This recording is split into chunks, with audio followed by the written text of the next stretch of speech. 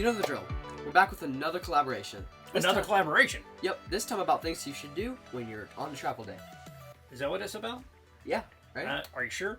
Yeah. Well, remember, it's a collaboration, so there's going to be lots of people posting. As a matter of fact, we've added a new channel, so make sure you go through them and check them out. Yeah, look through all of them. Yeah, look through them all, watch their videos, and come back. But this one's about our travel day routine. I think that's what we call it.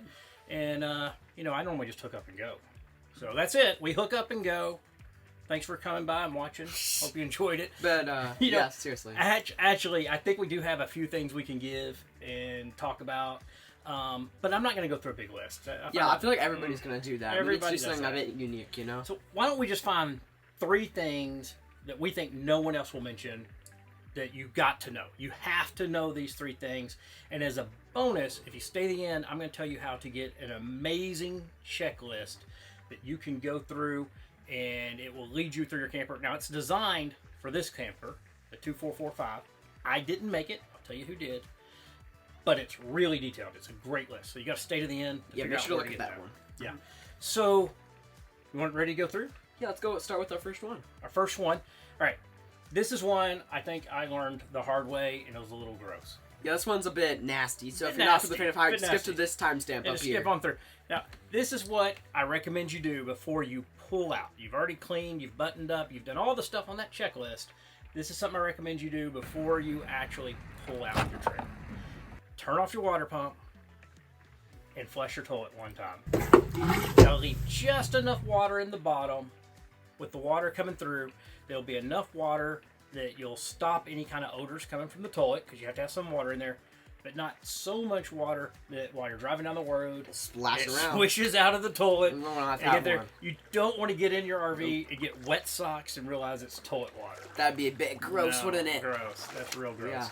Yeah. And it can even be grosser than that. I'm going to link below a video to our friends at Wayward Waggs. They had a bit of an incident with that. But I'm not going to say any more about it. Yeah, you can watch we'll link that video. We'll link that video if you want to below. So that's literally number 1. We think that's very important. Important. Like one of the highest things that should be on it. The highest. It should be the first thing. Really, when you do your RV walkthrough, that's the first thing they should tell you, but they don't. A second for me. Do you know what it is?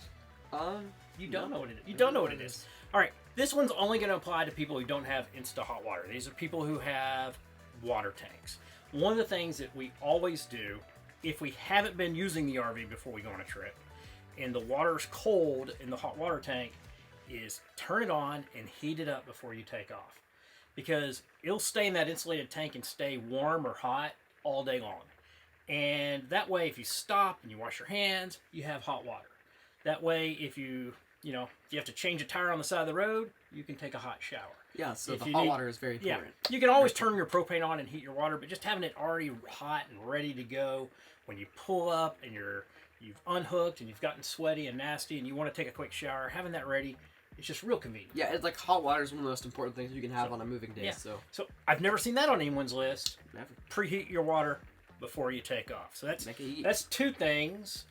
Should we give a third? Yeah, let's go our third. Third thing. I mean, we're being very generous. Yeah, what is it? It's like the most. All right. Third thing. Actually, let's make this a twofer. A twofer. A twofer, where you get 2 things. Mm-hmm. All right. One is diesel or gas costs more at truck stops. It just does. So once you hook up with your trailer, you're kind of limited into getting into the bigger gas stations near the freeway. You're paying more money. So one thing you should always do is go fill up your gas tank the night before or the morning before you hook up. Yeah, because then you're set for the rest of the day. Yeah, and most of the time. Cheaper fuel, you'll save a ton of money, and you don't have that anxiety of pulling off right after you get on the freeway. So I think that's a great one. Really good one. You got another one? We said we were giving a twofer. We have to give another one. Yeah, what's the twofer? What's the other twofer? Another one. Well, this one only applies to people like us who have limited access to the refrigerator with your slide in. And that is, you can either pack your refrigerator, in our case, where everything's on the top, so we can reach in and get whatever we want for a snack or a drink going down the road, or pack an ice chest. No, that's a good idea. Yeah, so in that way, you have drinks and stuff. Because one of the advantages of having your camper when you're actually traveling on those travel days is you're not limited to going into a store. You can pull over and you can eat in your camper. Yeah, that's like one of the main things about having a camper that makes it so great. Yeah, so being able to get to your snacks and to your food cold drinks or whatever, drinks and everything. Yeah, so we like to do that. Matter of fact, if you're gonna have a small ice chest, might as well put it up in the cab of the truck. But if you're driving, make sure it's a non-alcoholic beverage. Yeah, other things that we think are really important, and like I think it's probably important not to forget your pets or your kids. Yeah, that's probably a good idea. You won't want to leave them behind. You don't want to leave them behind, unless maybe you do. No, maybe you do. No. But no, that's it. Now let's talk about the list. Yep, on to the list. On to the list. All right. We're members of a Facebook group for the 2445 Lance. That's this Lance that we're in right now. Very beautiful. And I gotta tell you, most Facebook groups are toxic. Like, yeah, if you don't believe me, I think it's the internet as a whole. It's the internet as a whole. If you don't believe me, go to the Starlink Facebook page and either ask a question or even make a comment that your service isn't good and see how many people attack you. You'll get Elon Musk fanboys, you'll get Elon Musk haters, you'll just get people arguing in the comments. But the 2445 Facebook group is really a great group of people, men and women that love to travel, and I have never heard anything but helpful things in there. Everyone helps each other. It's really one of the advantages of getting this camper is you have that great community. And I know from some of my friends and some of them that are doing videos with us, there's some other groups like that for other campers. Great to be a member. Well, one of those members, Chris, made an amazing outline of things to do as a checklist before you hook up or while you're hooking up. Thanks, Chris. Before you take off, what to do. Every step of RVing in this camper, it applies to almost every camper. Very good help to the community. Whatever. To do, including even has steps to take while winterizing.